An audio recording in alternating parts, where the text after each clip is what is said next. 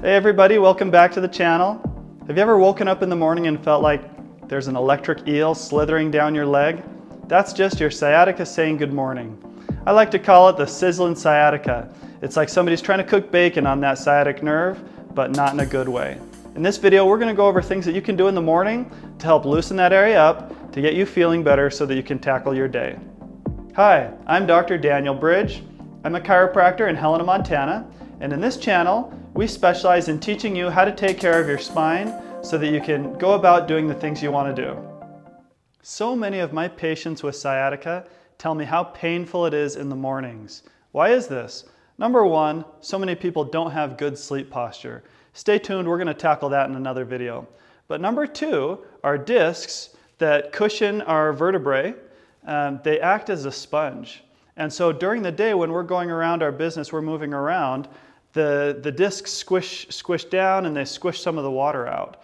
And then at night when we're laying on our side or our back, there's no gravity putting pressure on those discs, so they can actually start to refill with water. In fact, by the end of the day, you've actually shrunk quite a bit due to the pressure forcing the fluid out of your discs. But the reverse is true, so in the mornings when you wake up, those discs are really tight. If you have a disc herniation or a disc bulge, it can be bumping up against those nerves, causing that sciatica to flare up. So the last thing you want to do is get up right up out of bed and start doing a bunch of stretches because your discs are going to be too tight. So we're going to go over some different things that you can do to warm up once you get up out of bed and get feeling better and get past that really bad sciatica sensation. So the first thing you want to do is start to walk around. You can march in place, or you can just walk back and forth in your house. You can walk on your treadmill, but anything you can do that can keep you loosening up and can actually get your back to start to find equilibrium in that disc pressure so that those discs aren't so tight. Number two is you want to get some heat going, something warm on your back, whether that's a warm shower or a hot pack right on your lower back to help to loosen up those muscles. Same thing around your hips.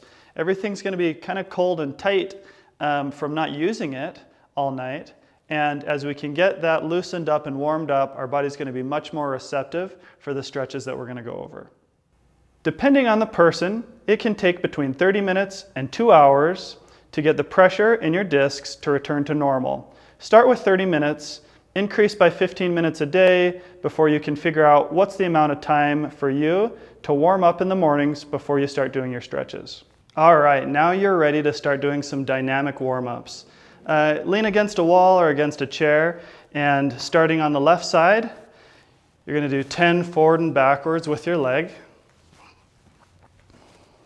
And after you've done 10, you're going to switch. As you're actively moving, that's a great way to start to loosen up those hips. And then from the side, you're going to put one leg in front of the other and swing it in and out 10 times on each side.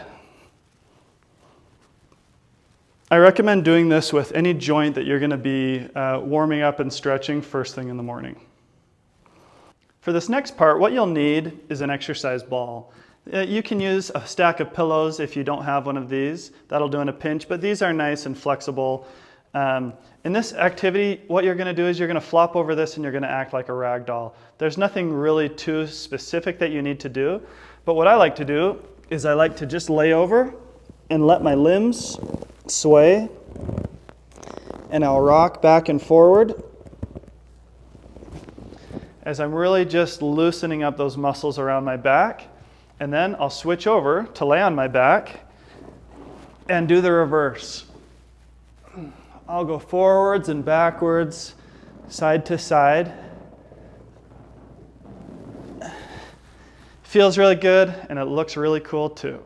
Next, we're going to focus on 3 specific stretches that you can do first thing in the morning to get your hips and your lower back loosened up and to get that sciatic nerve to start calming down. The first is a piriformis stretch. So sit either in a chair or on a bench or at the edge of your bed and cross your ankle right over your knee and slowly start to lean forward. You want to keep your lower back straight, and you'll you'll start to feel a stretch right there in the hip. You don't want to push it too hard, but once you find that spot, just hold it, let gravity do its work, and you'll start to feel that muscle slowly stretch and start to release.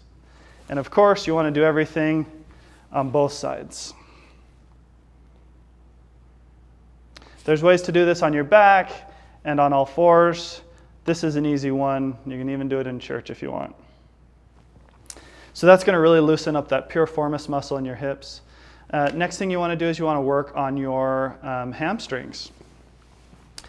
Instead of doing the typical bend down and touch your toes move, especially first thing in the morning, like I said, our discs are all full of fluid. That's the last thing you want to do. It's going to put a lot of pressure on those discs. But if you do want to stretch your hamstrings, all you'll need to do is find something like a chair to pop your ankle up onto, your heel, excuse me, keeping this leg straight. I'm going to keep my lower back straight and just start to hinge at the hip. That's all I need right here to start to feel a good stretch throughout my hamstrings. If you're more flexible than me, it's going to take some more, but that right there feels really good. And then I'll switch. Now, this next stretch, although it looks kind of similar to what we just did, it is different, and that's going to be focusing on really getting those glutes stretched out. So lay on your back, grab your knee, and just bring it towards your chest.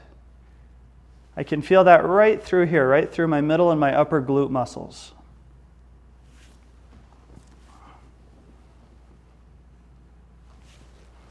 I like to hold it for about 20 to 30 seconds each side. You don't feel like you need to be bouncing. Just a nice, steady hold is going to really help to loosen up those areas. I hope that these strategies that we just went over can help you have an easier time in the morning when you wake up dealing with sciatic pain. Let me know which one of these strategies helped you the most, and if you have anything to add, please leave it in the comments so that other people can learn from your experience as well. Please like this video, subscribe to our channel so that you don't miss anything in the future, and we'll see you next week.